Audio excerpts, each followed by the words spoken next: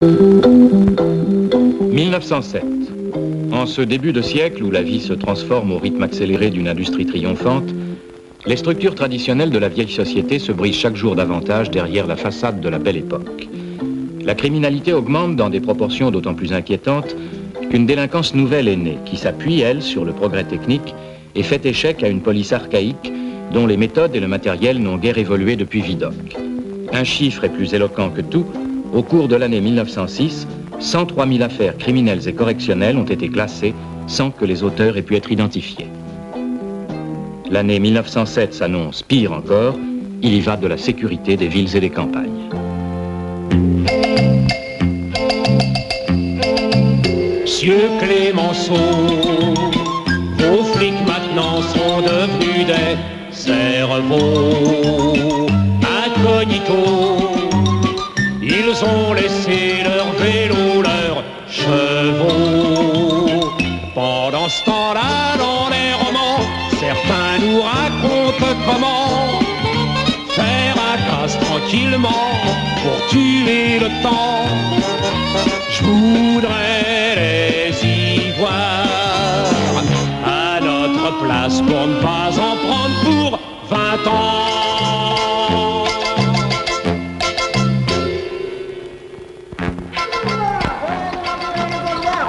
Le dernier coup de la bande de charbonniers.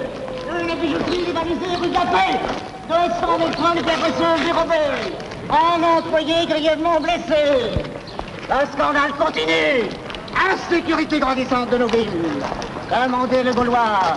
Le Gaulois, achetez le Gaulois. Le Gaulois, le Gaulois, le Gaulois, achetez le Gaulois. Le Gaulois.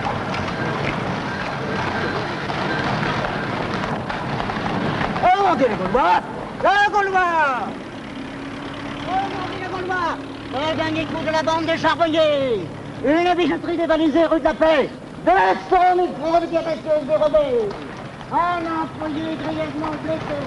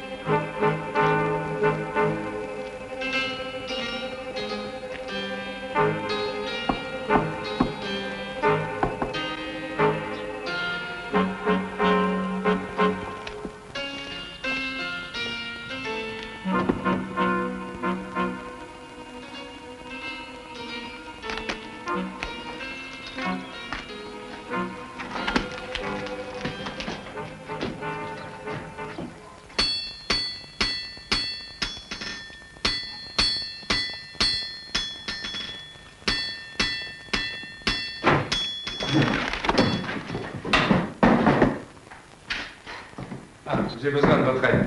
De notre aide? C'est pour une arrestation. Il me faut du monde parce qu'ils sont plusieurs. De combien d'hommes disposez-vous? Et vous avez une réquisition? Écoutez, le pape passerait plus tard, c'est urgent. Alors rassemblez vos hommes et suivez-moi. Je regrette, inspecteur, mais sans une réquisition légale, nous on peut pas opérer. Bon, où est le brigadier? Il mange. Alors allez me le chercher. Bah, écoutez, si vous voulez mon avis... Écoutez, je vous dis que c'est urgent, alors allez-y.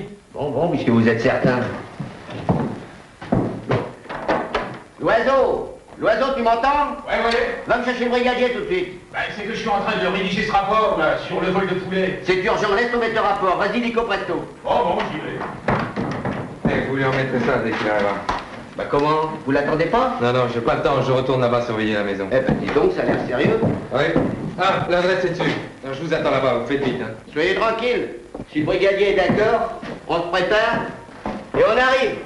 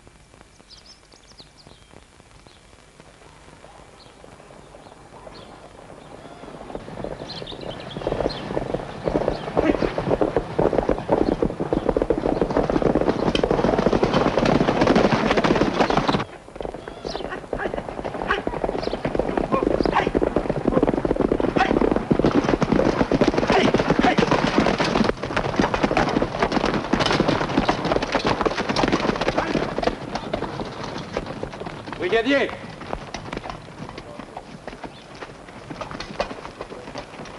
Brigadier Liroc, vous avez un ordre de réquisition? Non, mais les bandits sont là, il faut faire vite. Qui à terre, vous autres? Ils vous ont entendu venir. Il s'agit des charbonniers. Les charbonniers. Ce n'est pas régulier, vous êtes sûr de votre fête, au moins? Tenez, mon cheval. Écoutez, ça fait 2 mois que je m'occupe de cette bande. Et pour la première fois, le hasard me met sur leurs traces. Alors régulier ou pas, l'important c'est de les attraper. Allez, venez. Attendez-moi là, vous autres. Nous allons constater par nous-mêmes.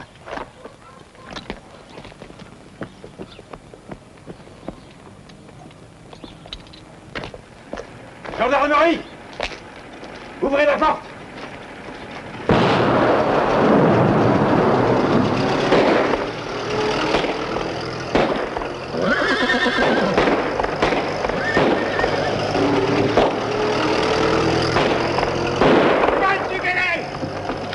Bougez-moi, je poursuis!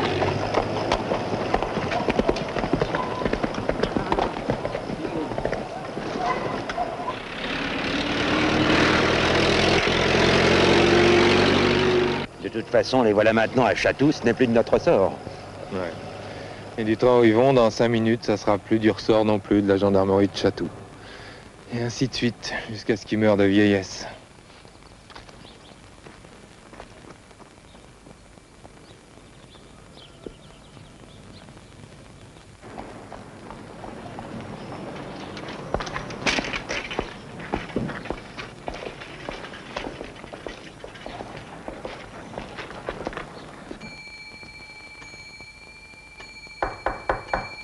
Entrez. Bonjour, Valentin. Bonjour, monsieur. Asseyez-vous. Alors, et cette bande des charbonniers du nouveau? C'est nouveau, oui. Le type que je suivais m'a filé sous le nez dans une torpédo. Ah, c'est fâcheux. Fâcheux. Et je suppose que nous n'y pouvons rien. Je ne vous fais aucun reproche, Valentin. Moi si, figurez-vous. Le nombre de nos échecs me rend malade. Vous êtes jeune, impétueux. Vous connaîtrez bientôt les vertus de la patience. Ouais. C'est bien ça, j'ai peur. Allons, laissons ces considérations oiseuses. C'est pas pour ça que je vous ai demandé de venir. Asseyez-vous. Il s'agit d'une autre affaire, beaucoup plus simple. Soyez tranquille. Vous connaissez certainement André Bonnerive. Ah, le député. C'est ça même. Un homme très influent, vous n'ignorez pas. Et de plus, un ami personnel. Il se trouve aux prises avec un petit problème qu'il m'a demandé de résoudre. Voilà de quoi il s'agit. Son fils, un jeune homme fort charmant au demeurant, mais un peu léger parfois, s'est laissé aller à une aventure facile avec une demoiselle de petite vertu. Hélas, la jeune personne est tombée enceinte de ses œuvres, prétend-elle. Or, il s'avère que la demoiselle est entre les mains d'un protecteur qui a voulu profiter de l'occasion. Bref, un petit chantage fort désagréable dans la position de Bonnery. Ah oui, je vois. Un service qu'on se rend entre gens du monde. Entrez! C'est les journaux, monsieur le directeur. J'ai pensé que vous étiez l'homme de la situation. Posez-les là. Merci. Je peux compter sur vous? Faute de grille, on mange des merles. Plaît-il? Non, non, rien. Je passerai voir monsieur Bonnery. Merci.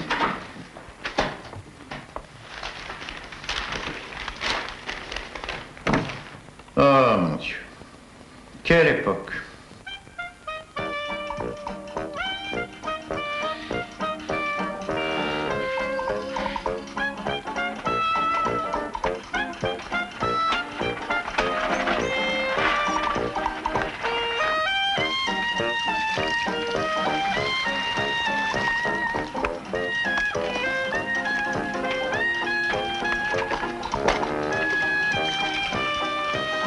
Vous désirez? Monsieur Bonnery, s'il vous plaît. De la part de qui? Inspecteur Valentin. Ah, la police. Monsieur vous attend.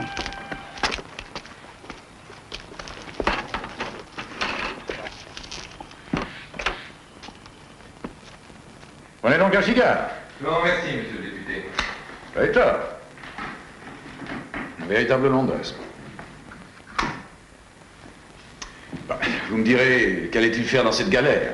Oh, nous avons tous été jeunes. Enfin, moi. Vous l'êtes encore. Et je crois même avoir fait pire que lui, à son âge. Seulement moi, j'avais la chance de ne pas avoir un père député. Voyez-vous pouvoir faire entendre raison à cet individu? Légalement, le chantage est puni d'emprisonnement. Oui, certes, oui. Mais je préférerais une action un peu moins spectaculaire.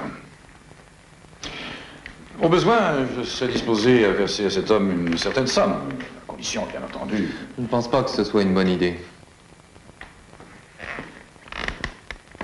Écoutez, mon cher, cette somme, je l'avais déjà prévue, de toute façon. Je vous en userai à votre guise. Ah, après tout, vous me rendez là un service personnel. Ah non, pas moi, monsieur Sivelle. Oui, enfin, vous me comprenez. Non, je ne vous comprends pas. Excusez-moi, je ne voulais pas vous offenser. Puis-je vous dire un mot, à mon tour? Je vous en prie. Qu'est-ce que vous pensez de la police?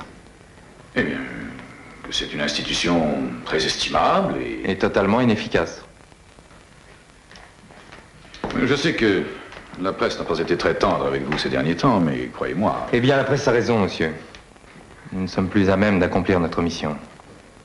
Excusez-moi, je ne vois pas très bien... Je pensais qu'il était de mon devoir d'en informer un des représentants du peuple. Soyez assuré, mon cher, que mon groupe et moi sommes parfaitement conscients de vos difficultés. Et lors du vote des crédits, nous avons toujours... Oh, il ne s'agit pas simplement de crédit. Oui, oui, bien sûr. Ben, voyez-vous... Monsieur, excusez-moi, mais vous avez rendez-vous dans 20 minutes chez le garde des Sceaux. C'est ma foi vrai. Enchanté d'avoir fait votre connaissance, inspecteur. Et pensez à notre petite affaire. Vous m'obligerez. Rafa, c'est le nom de notre homme. Rafa.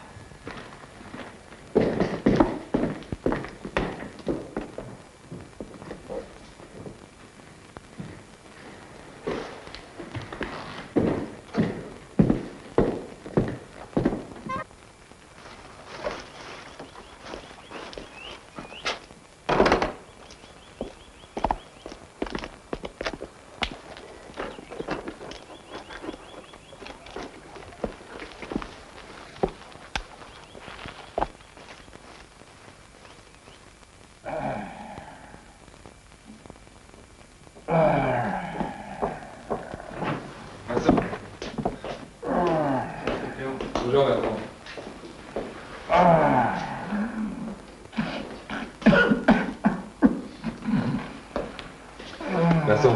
Quoi? Qu'est-ce qu'il y a? Ah, c'est toi, Valentin. Tu m'as fait peur. J'ai cru que c'était le patron. Il m'a déjà fait des remarques. Que veux-tu? Cette baraque est pleine de courants d'air, et à mon âge. Qu'est-ce que tu veux? Dis donc, Rafa, ça te dit quelque chose? Un souteneur, quelque chose comme ça. Rafa, oui, du petit fretin, ça. Il a dû écoper de 3 ans ferme pour une affaire d'entaulage. Un rouquin, assez trapu, avec des rouflaquettes. Il traîne souvent dans une guinguette du côté d'Olivet. Tu permets, ça refroidit.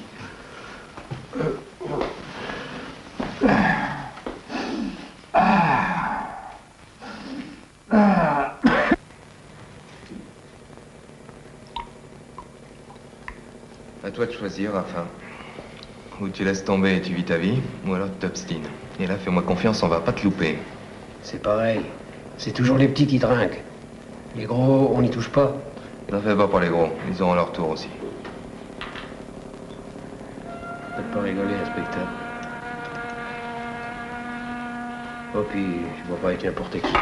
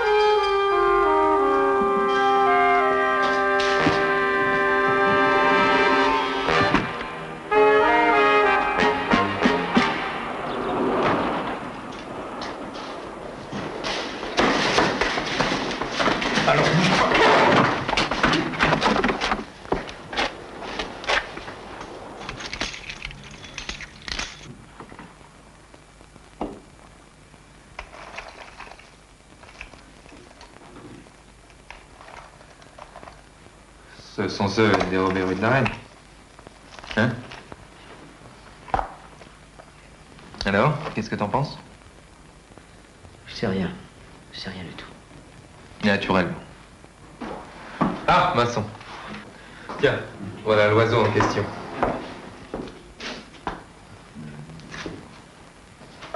Boliche.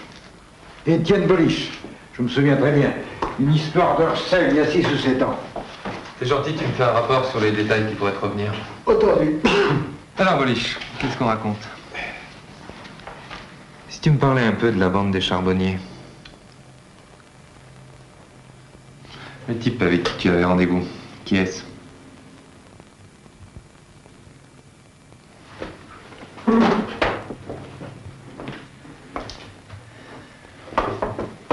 Écoute, Boliche, pas de comédie avec moi.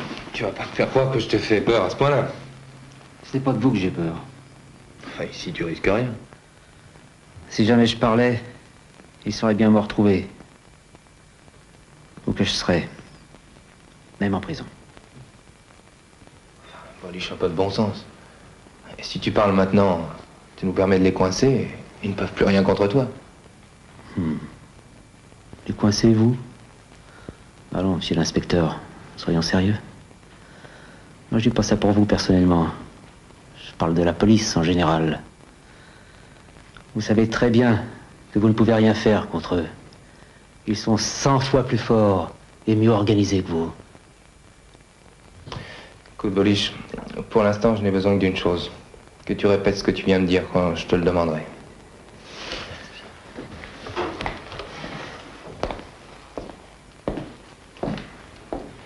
Emmenez-le. Venez.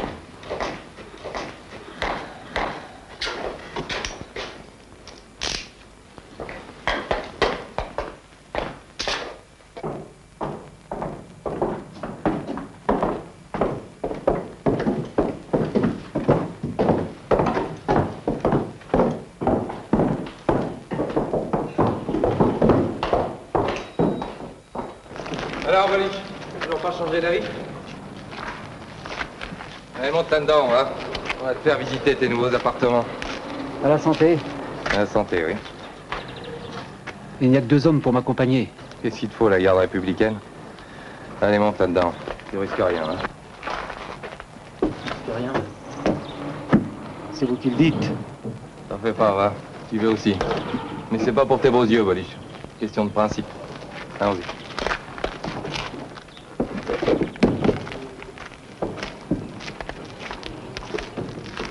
Allons-y.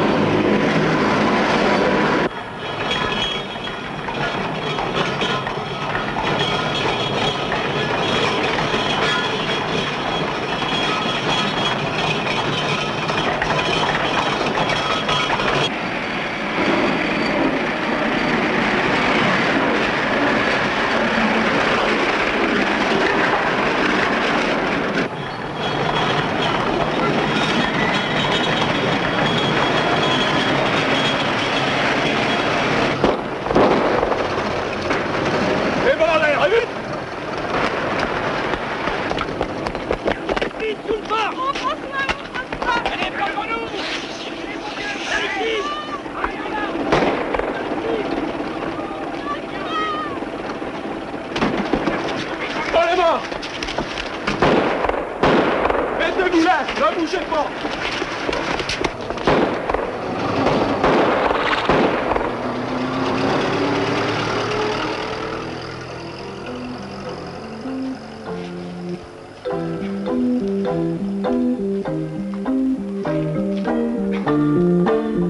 Cet attentat spectaculaire fut la goutte qui fit déborder le vase. De tous côtés, des voix s'élevèrent soudain pour réclamer des mesures énergiques. C'est alors que le 28 février 1907, le député André Bonnerive fit une interpellation remarquée à la Chambre. La réponse du gouvernement ne se fit pas attendre. Le 4 mars, Georges Clemenceau, ministre de l'Intérieur, publiait le premier d'une série de décrets qui mettaient sur pied un corps de police d'une inspiration inédite, les brigades mobiles. Une ère nouvelle commençait.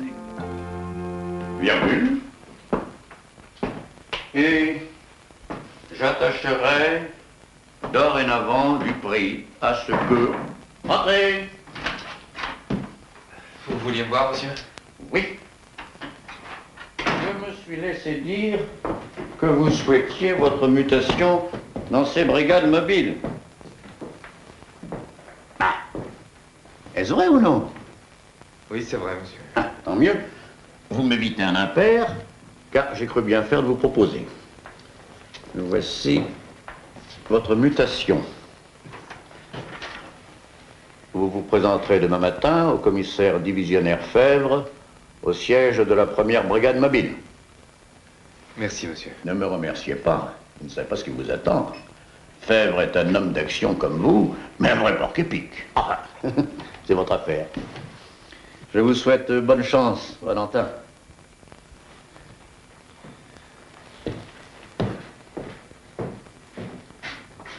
Ah, j'oubliais. Votre mutation porte votre nomination au grade de commissaire. Merci.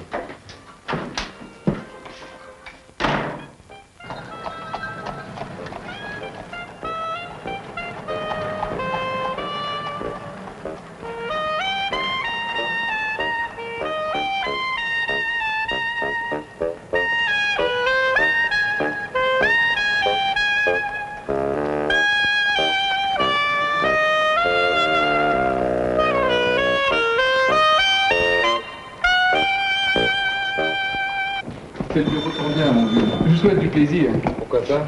Comment, vous connaissez pas le patron? Alors, vous savez comment on l'appelle? Le dompteur. Entrez directement, vous frapperez au fond. Bonne chance quand même. Merci.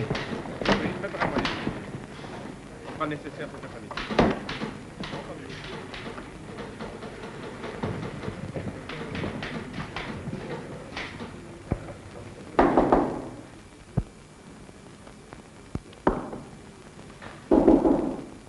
Ouais.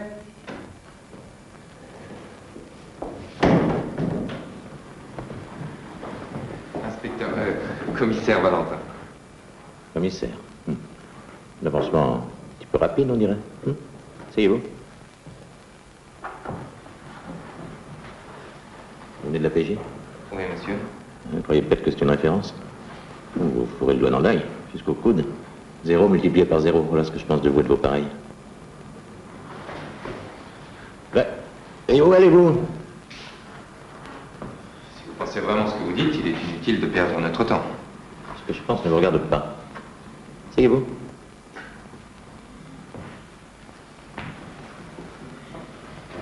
Bon, et d'abord, mon petit, mettez-vous bien une chose en tête.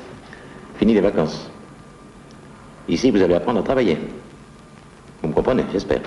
À première vue, elle semble présenter une identité apparente. En fait, aucune empreinte ne trouve au monde sa semblable. C'est cette constatation qui a servi de base à tous les travaux de Berthier. Et cette poudre extrêmement fine et adhérente va permettre de nous les révéler sur les parties lisses des objets où elles ont été apposées. Vous imaginez l'intérêt capital de ce procédé pour l'identification criminelle. Il suffira d'établir un catalogue des empreintes, un fichier central des criminels connus, et de comparer avec ce fichier les empreintes relevées lors d'un vol ou d'un crime.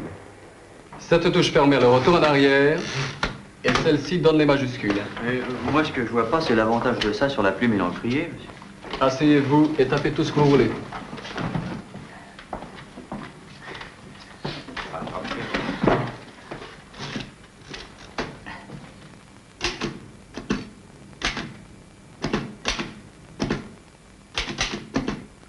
Et cette machine fait des copies. Sacré pujol. C'est étonnant.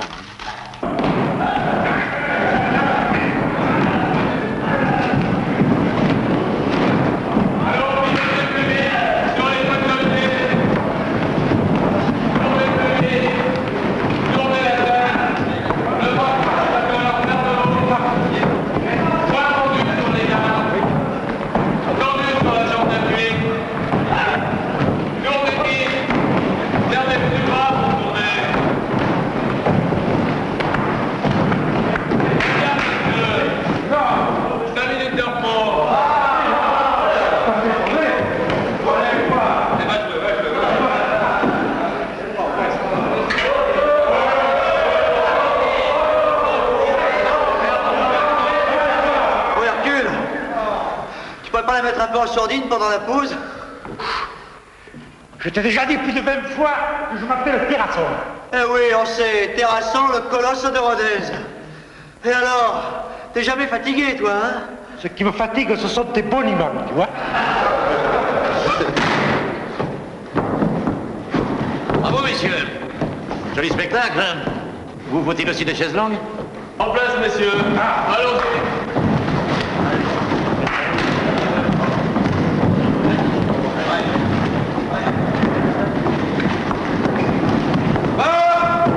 Maintenant, rassemblement dans 10 minutes dans la cour. Alors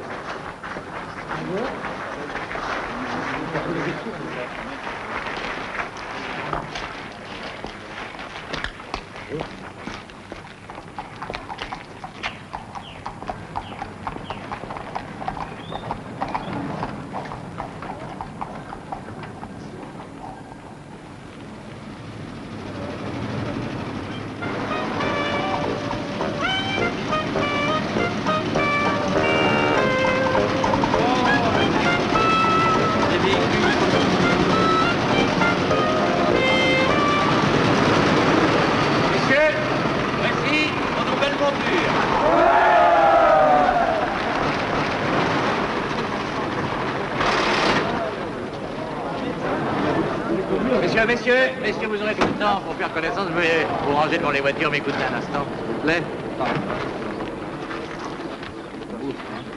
Bon, mes amis, vous voilà armés, équipés, organisés, comme n'a jamais été service de police judiciaire.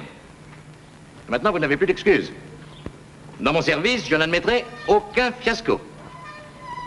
Il me faut des résultats.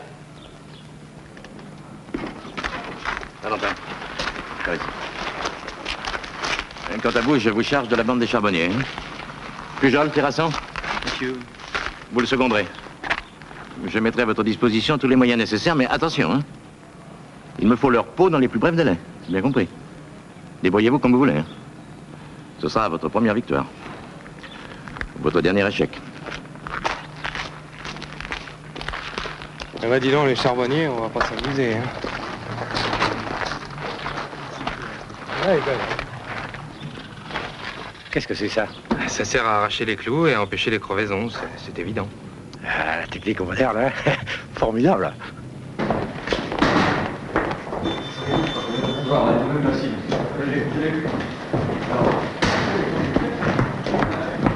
Ça va? Parfait. Ça y est. Ça y est, les gars. Le premier bulletin de police et criminelle. Sorti tout frais à l'imprimerie. Ah, bah, c'est pas trop tôt. Ça a l'air bien, hein. Attends, tout, hein. oui. Attends, mais c'est mon type, ça. Le mandat d'arrêt contre le nommé Barry Charles Julien Gustave, fils de Chéri Alexandre et de Logorge Marie. Signalement, âge 32 ans, taille 1m72, cheveux châtains. Signe particulier, pouce de la main gauche amputé. Barry. Déjà un nom, c'est mieux que rien. Allô? Mes compliments, Valentin. Je vous ai donné une mission, c'est d'arrêter la bande des charbonniers. Pendant que vous grigotez votre pas passé, la bande des charbonniers vient d'attaquer une banque en plein jour et en plein Paris.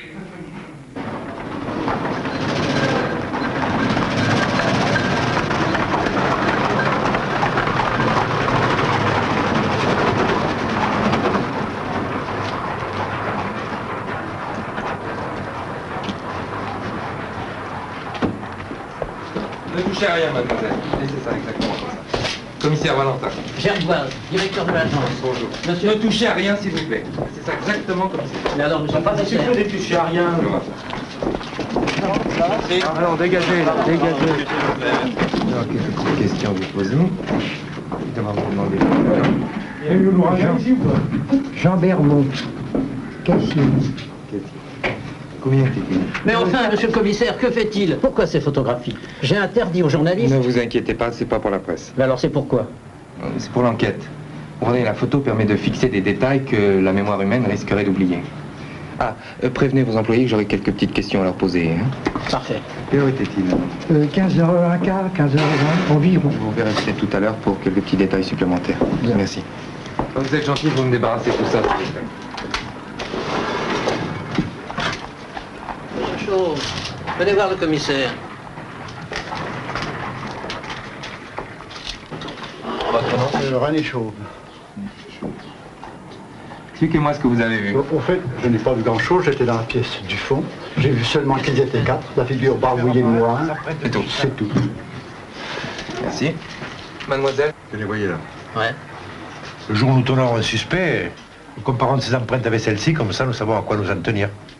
Étonnant. Réellement étonnant. 4 hommes, dites-vous. Vous vous rappelez leur visage? Non, ils avaient tous la figure barbouillée de charbon. Ouais, évidemment. Tout ce que je peux vous dire, c'est qu'ils avaient l'air de rudement bien connaître les lieux. Ils savaient exactement où tout se trouvait. À croire qu'ils étaient de la maison. Bien, je vous remercie. Mademoiselle, s'il vous plaît. Mademoiselle? Oui, vous. Rapprochez.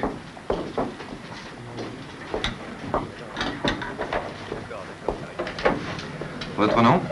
Barry. Prénom? Juliette. Barry, Juliette. Votre emploi ici? Je travaille au guichet des comptes courants. Racontez-moi ce que vous avez vu. Il était à peu près 3h20. 4 hommes sont entrés brusquement. Vous pourriez les reconnaître? Non. Je ne crois pas. Il y a longtemps que vous travaillez ici? 2 ans. Vous êtes marié? Non. De la famille à Paris? Non. C'est tout, je vous remercie. Vous pouvez disposer.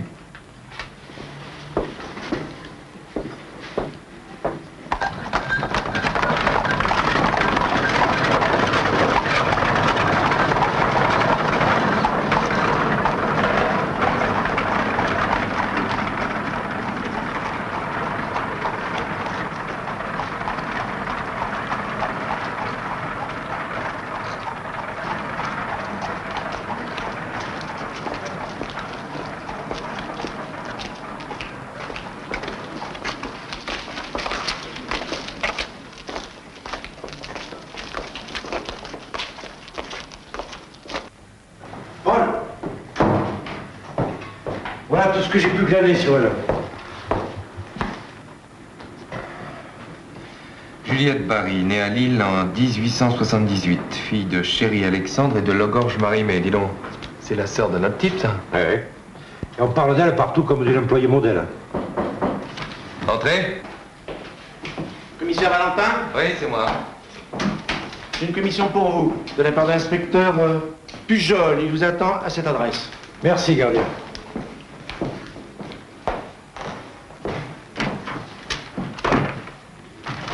Allons-y.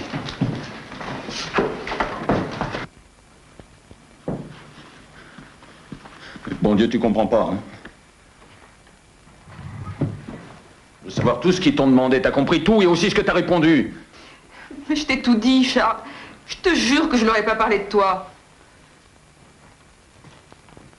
C'est sûr, ils se doutent de quelque chose, hein? Que toi, si j'ai un petit conseil à te donner, c'est de continuer à la boucler. Hein.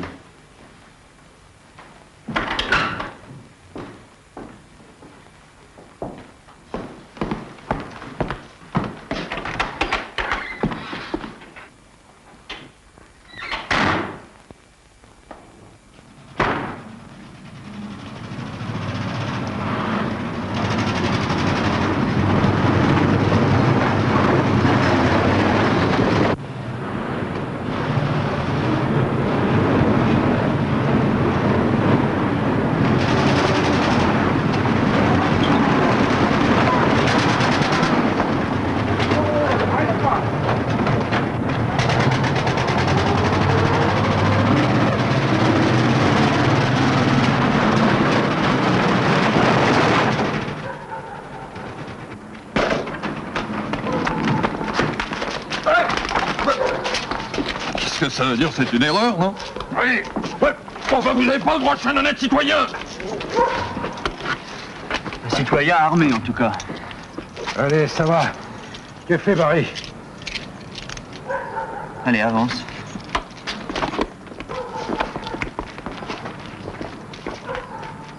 Regarde l'objectif, Barry. Objectif? Ben, en face, regarde l'appareil.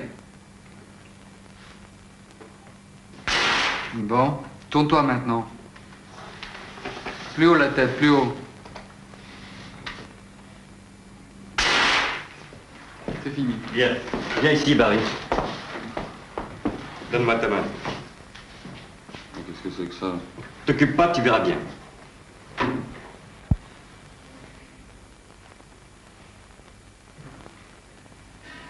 Inutile de t'obstiner, Barry. Regarde, ça c'est tes empreintes digitales. Et ça, c'est celles qui ont été relevées à la banque. Et comme par hasard, elles sont identiques. Alors, qu'est-ce que tu dis de ça? J'ai rien à dire, moi, je suis innocent. Comme tu voudras.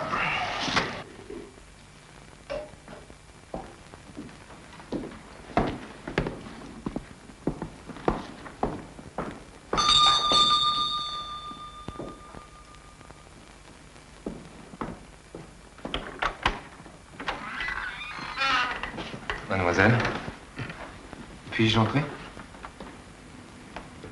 C'est que je m'apprêtais à partir au travail. Je ne vous retiendrai pas longtemps. De toute façon, je vous excuserai auprès de votre directeur.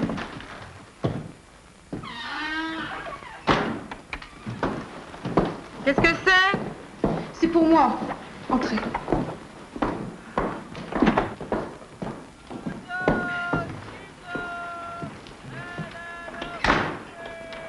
Il s'agit d'éclaircir quelques points de votre déposition. Êtes-vous sûr de n'avoir reconnu personne parmi les agresseurs? Non, personne. Voulez-vous du café? Non, non, merci.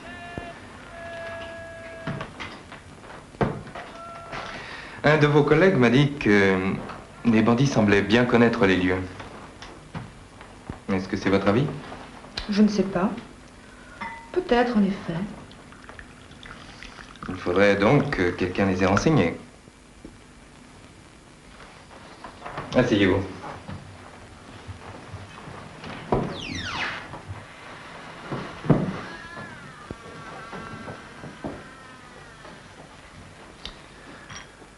Mademoiselle, nous avons arrêté votre frère hier soir, quand il sortait de chez vous. Je savais que ça se terminerait ainsi.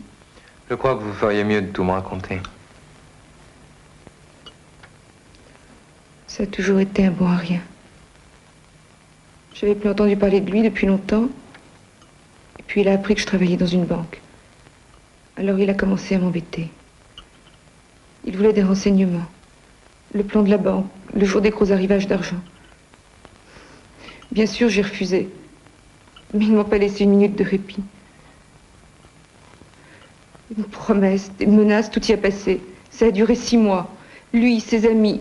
Et pourtant, j'aurais jamais cédé. Si. Si quoi? Récemment, ils ont décidé de s'en prendre à mon fiancé si je continuais à refuser. Alors j'ai marché. Voilà.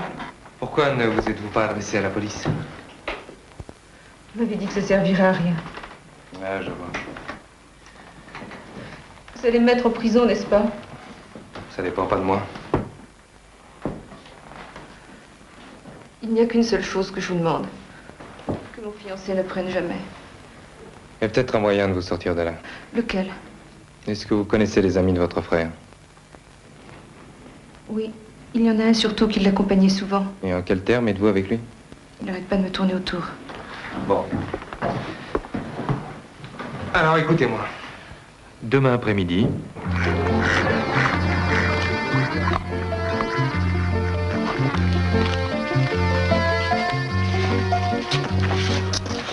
tiens, mais c'est mademoiselle Juliette, ça.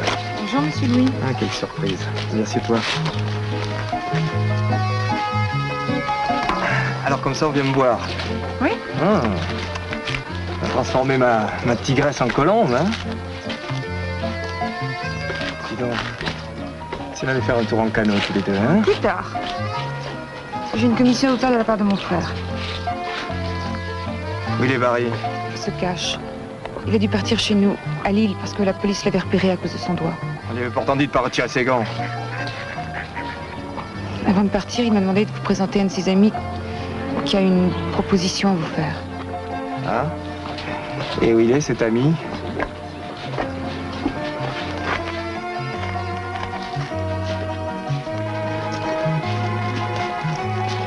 Salut. Salut. Il paraît que tu veux me voir? Oui. Comme voilà. Je reviens dans un petit moment. N'oublie pas, balade en canot.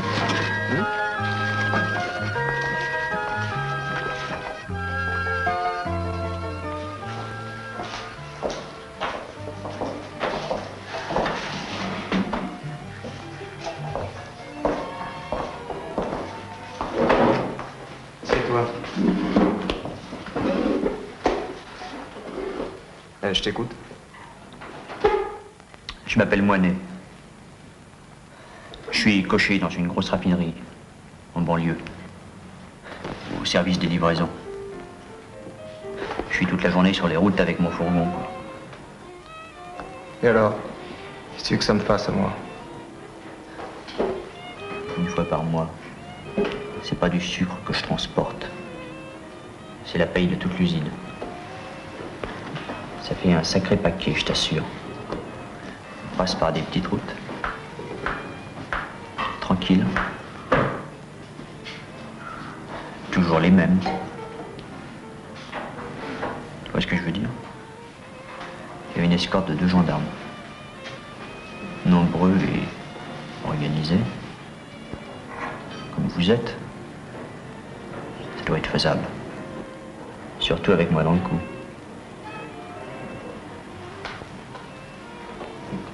Où t'as connu Barry, toi?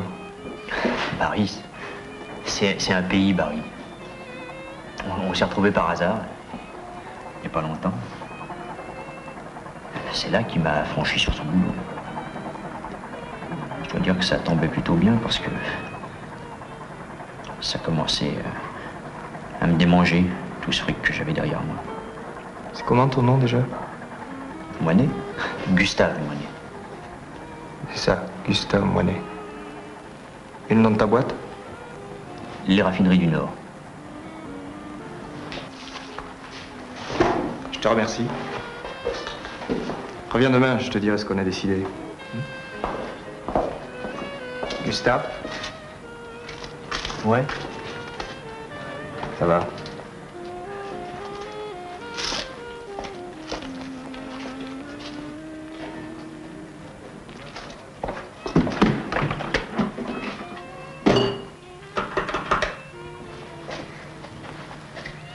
Alors, mademoiselle, je voudrais les raffineries du Nord, s'il vous plaît. Non, non, je connais pas le numéro. D'accord.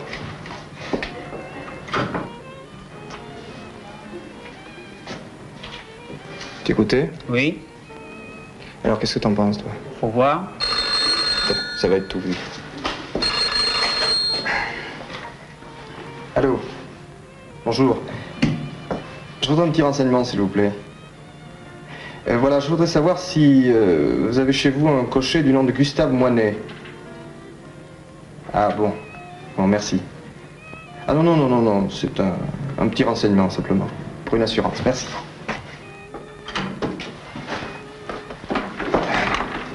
Ça marche. D'accord, Valentin, vous aurez tous les moyens que vous voulez. Mais il me faut toute la bande. Vous entendez? C'est pour quand? Le 30. Non, je fais le nécessaire.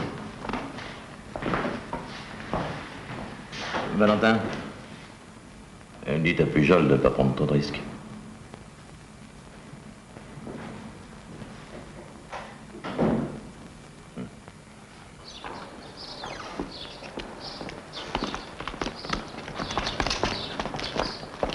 Allons-y.